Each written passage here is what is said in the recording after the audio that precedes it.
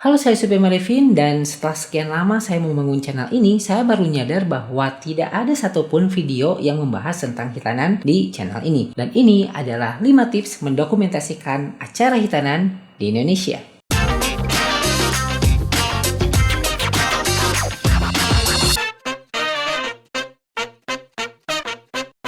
Video ini disponsori oleh Epicenter Store ID. Jika kalian ingin membeli poster keluaran Marvel Cinematic Universe atau DC Extended Universe, bisa langsung aja kunjungi Epicenter Store ID, ada di Tokopedia, Bukalapak, ataupun Shopee. Sebagai seorang fotografer yang bergerak di bidang wedding fotografi atau jasa fotografi komersial, pasti kalian pernah ditawarin oleh klien kalian atau saudara kalian untuk mendokumentasikan foto hitanan. Lalu kalian bingung karena belum pernah misalkan, atau kalian ingin mencoba seperti apa dan bingung juga menentukan harganya, maka video ini cocok banget buat kalian. Perlu juga kalian ingat bahwa foto hitanan ini nggak akan jauh beda dengan acara wedding. Bedanya, wedding itu juga ada akad atau ijab kabulnya, sedangkan resepsinya juga ada. Lalu juga hitannya juga sama, itu ada acara di hitannya di rumah sakit dan juga ada resepsinya. Bedanya kita tidak mendokumentasikan si saat anak itu dihitan di rumah sakit.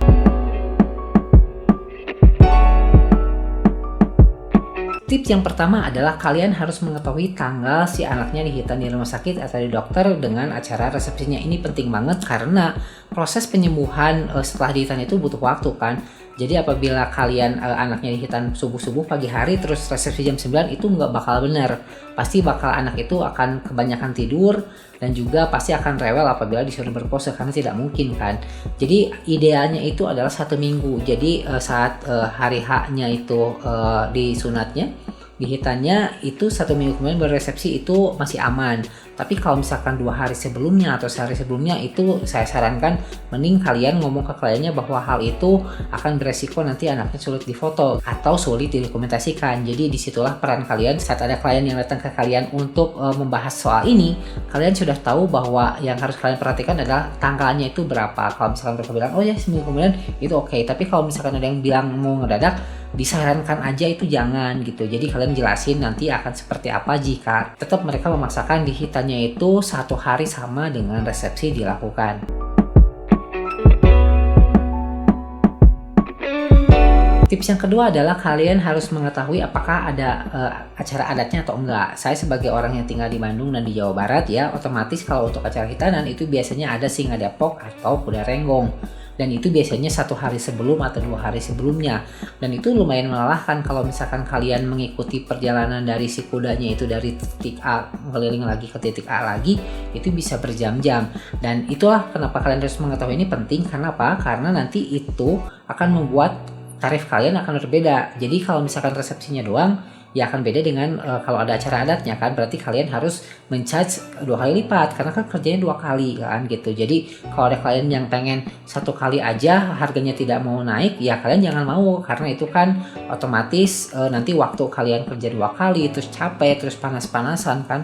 Kalau terus nanti juga kalian editannya lebih banyak, ya itulah kenapa kalian harus mengetahui apakah acaranya hanya resepsi saja atau juga ada acara adatnya. Apalagi kalau ada wayang golek biasanya sampai malam hari, dan itu juga pasti kalian harus menghitung berapa yang akan kalian charge ke si kliennya nanti.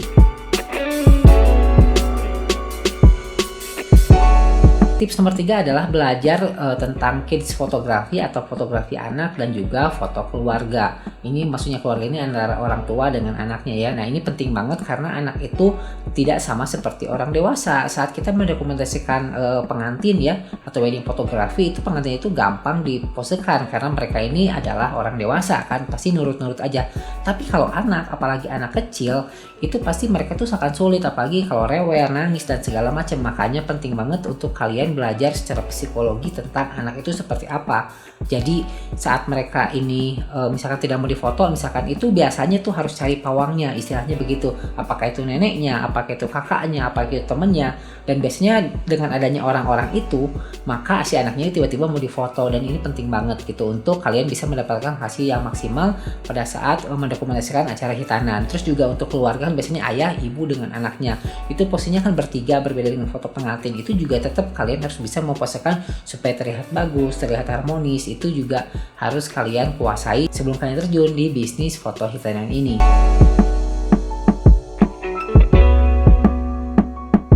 Tips yang keempat adalah jika resepsinya itu dimulai dari jam 9 sampai jam 3 sore, itu jam 11 itu harus sudah selesai foto si anak dan juga foto si orang tuanya.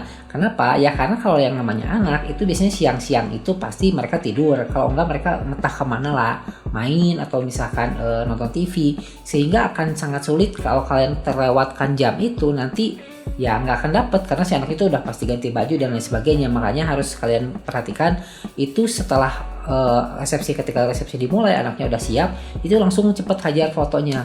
Jadi jangan sampai kalian malas-malasan nyantai-nyantai, nggak taunya nanti kelewat dan yang ada malah nanti kalian repot karena kurang materi karena si anaknya tidak mau difoto gitu. Ini sering sekali terjadi, saya lihat nyantai-nyantai aja si fotografernya, nanti pas ketika mau motret jam 12 anaknya udah ganti baju atau anaknya udah tidur atau anaknya main gitu kan.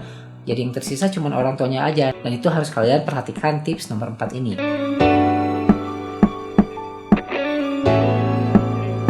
Dan yang tips nomor 5 yang terakhir yaitu adalah menentukan harganya berapa. Kalian jangan jangan mau dianggap bahwa foto hitanan ini bisa murah, karena kalian harus melihat jam kerjanya. Apa bedanya dengan foto wedding? Ya sama-sama aja sebetulnya, karena kita mendokumentasikan di acara itu, bedanya cuma dari jenis acaranya aja. Kita tetap datang ke sana pagi-pagi, pulang sampai sore, terus juga kita mempostingkan dan segala macam gitu di situ. Perbedaannya mungkin hanya di list foto-foto apa aja yang harus kalian dokumentasikan, berbeda dengan foto hitanan dengan foto wedding ini. Ya menurut saya sih yang pertama yang harus kalian perhatikan adalah nomor 2, apakah itu resepsi aja atau acara adatnya juga ada, karena itu adalah dua hal yang berbeda, nantinya itu akan berpengaruh ke harga.